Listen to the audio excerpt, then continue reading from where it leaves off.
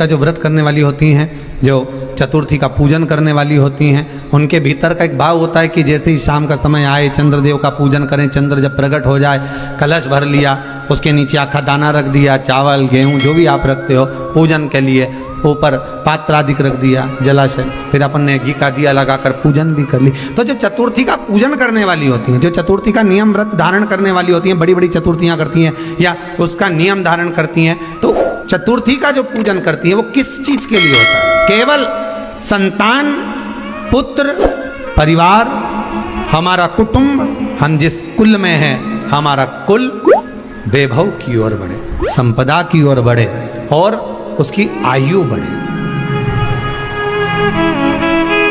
उसकी आयु बढ़े, वैभव बढ़े। बहुत ध्यान दीजिएगा महाराज, चतुर्थी की पूजन में जो आप आखा दाना रखते हो, गेहूं वगैरह कुछ भी जो भी रखते हो, उसकी बड़ी महत्वता होती है महाराज। यहाँ तक कहा गया है, चतुर्थी की कथा तो आप लोग पढ़ते होंगे, जो लोग पढ़ते हैं उनको मालूम होगा।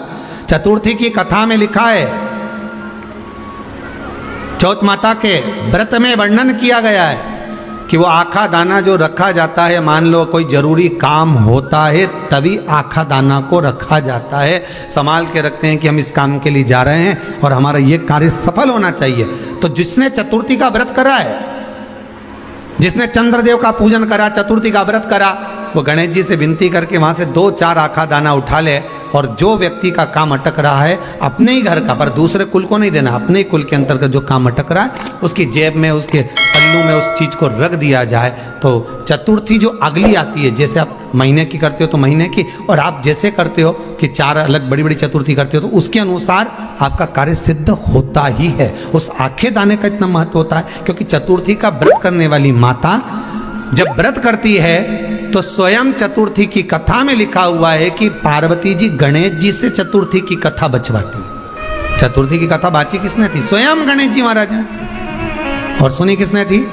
माता पार्वती। बाचने वाले गणेश जी थे, सुनने वाली माता पार्वती थी। तो चतुर्थी की कथा जब होती है तो उसको स्वयं गणेश जी बाच रहे हैं, तो व्रत कौन सुन रही है? माता पार्वती। और आपने जो आखा दाना लिया वो गणेश जी के भाव से लिया, गणेश जी से निवेदन करके, विनय करके, प्रार्थना कर उसको प्राप्त किया। अच्छा, संतान नहीं हो, किसी नारी की गोद, अगर स्त्री की गोद अगर खाली रह जाए तो भी दुख होता है उसको कि मेरे घर में औलाद नहीं, संतान नहीं। हम कई बार कहे, आज फिर कहते हैं, ये टेस्ट भी बाद में कराना, सारी जांचें बाद में कराना, एक बार शंकर का भजन कर कर देख। पिछले वर्ष कथा में तुमरुका जी की जो कथा कही थी, यूट्यूब पर डली हुई, अगर आप लोगों ने नहीं सुनी हो तो उसको निकालना यूट्यूब पर। श्री तुमरुका शिव महापुराण की कथा हमने कही थी, तुमरुका जी का व्याख्यान, उसमें वर्णन किया था। सब जगह से अगर हार जाओ और सारे रिपोर्ट आपकी आपने सब दूर दिखा ली, तो एक बार शंकर पर भरोसा कर कर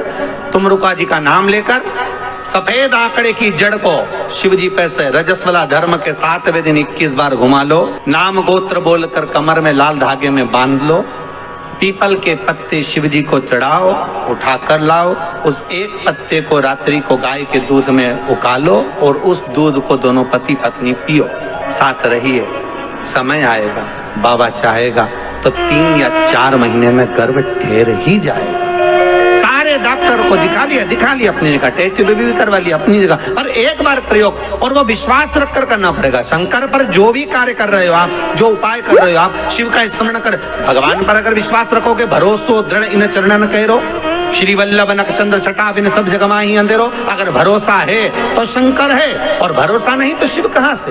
एक छोटा सा कपूर का टुकड़ा जब आरती में जलाया जाता है तो ये कपूर क्यों जलाते हैं? इस कपूर का महत्व क्या है? इस कपूर का कारण क्या है? ये कपूर है कौन जिसको हम आरती में जलाएं? क्या जरूरत इस कपूर को आरती में जलाने की? क्या जरूरत इसको यज्ञशाला में जलाने की? क्या जरूरत है इस कपूर को पूजन में जलाने की? स्वयं गुरु बाबा कहते हैं, यदि कोई आरती में, पूजन में, घर में एक कपूर का टुकड़ा आरती के बाद में जब समर्पित करेगा तो उसको अश्वमेध यज्ञ का पुण्य प्राप्त हो जाएगा। अश्वमेध यज्ञ के पुण्य को पाने के लिए कपूर का टुकड़ा आज भी आरती में जलाया जाएगा। एक कपूर का टुकड़ा सुख का, इसीलिए हमारे यहाँ शास्त्र कहता है महाराज, जब आपको घर में अगर ऐसा लगने लगे कि 15 दिन से बहुत बेचैनी है, बहुत दुख तकलीफ लग रही है, कोई ना कोई बीमार पड़ रहा है, कुछ ना कुछ तकलीफें लग रही है, तो एक पीपल का पत्ता ले लो, उसके ऊपर एक कपूर का टुकड़ा ले लो, सारे घर में घुमाकर उसको दरवाजे के बीच मध्य में जलाकर रख दीजिए। थोड़ी सी 20 से 25 मिनट के अंदर मकान में एनर्जी वापस आ जाएगी, उस भवन में एनर्जी वापस प्राप्त हो जाएगी। 20 से 25 मिनट के अंदर एनर्जी वापस। लग रहा है कि यहाँ नेगेटिव है तो उसको पॉजिटिव बनाया जा सकता है। शमी पत्र का प्रयोग दूसरी जगह कहाँ किया जाता है? जैसे घर में कोई बहुत चिड़चिड़ा व्यक्ति है, बेटा चिड़चिड़ा है, बहू चिड़चिड़ी या सास चिड़चिड़ी है, या कोई बच्चे चिड़चिड़े हैं, बहुत चिड़चिड़ापन, बहुत क्रोध है, वो आदर ही नहीं कर रहा। मान लो बेटा आदर नहीं कर रहा, मान लो कोई बहू आदर नहीं कर रही है, मान लो कोई सास आदर नहीं कर रही है, कोई ससुर आदर नहीं कर रहा, सम्मानजनक शब्द ही नहीं निकलते, बहुत कोई आदर ही नहीं करता। और आदर ना करने के कारण हमारी चित्तवृत्ति अगर भाव मन को छुपताता है, अर्थात हमारा दिल जब दुखता है, मन दुखता है, तो उसके लिए कहा गया शमी पत्र के 71 पत्ते, 71, कितने? 71। कभी यदि आप लोग 71 पत्ते शमी पत्र के हाथ की अंजलि में लेकर, उस पर हाथ की अंजलि में लेकर 71 ही चावल के दाने, पूर्ण अक्षर, क्योंकि शंकर भगवान को खंडित अक्षर मान्य नहीं है, तो पूर्ण अक्षर, जो पूर्ण अक्षत होते हैं, चावल का संपूर्ण दाना, पूरा दाना, कोई टूटा हुआ ना, पूर्ण अक्षत, 71 शमी के पत्ते, 71 चावल के दाने, हाथ की अंजलि में लेकर, जो सम्मान ना करता हो, चिड़चिड़ प्रवृत्ति का हो, भाव शुद्ध ना हो, ऐसे जीव का स्मरण कर कर अशोक सुंदरी हाथ में रखकर अशोक सुंदरी को छुआकर जो शंकर के शिवलिंग को समर्पित कर देता है, भगवान उसके हृदय में शीतलता का अनुभव कराता है, उत्पन्न करता है, शीतल प्रेम उत्पन्न करता है, उस घर का क्लेश अशांति दूर होता है।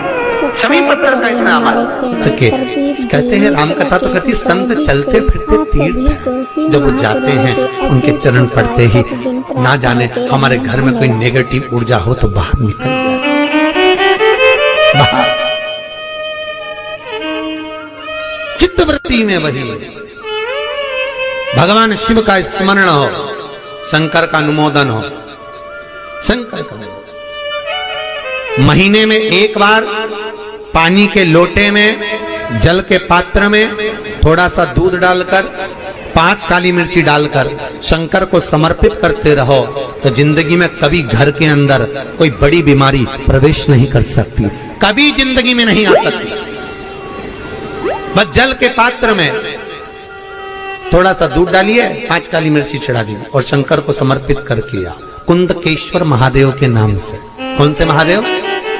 जम के बोलिए, कुंदकेश्वर। हम तो उनसे भी कहते हैं जिनको अटैक की बीमारी हो, जिनकी नसें चौक हो गई हो, या ब्लड के थक्के जम गए हो, जिनकी शरीर के अंदर डॉक्टर ने कह दिया बाईपास करवाइए, उन तक से निवेदन है। और कई लोगों ने इसका उपाय करा और कई लोगों को ऑपरेशन की जरूरत नहीं पड़ी, बाईपास की जरूरत। आपसे भी निवेदन है, आपको बताया हो बाईपास होगा, अटैक आ गया या आपका ऑपरेशन होना है, करके देखो, 5-6 बार करो, डॉक्टर को फिर चेक कराना, नसें फिर चालू हो जाएगी, चौक नहीं रहेगी। बड़ी से बड़ी बीमारी का भी शिव ओघड़ी ऐसा वो दयालु।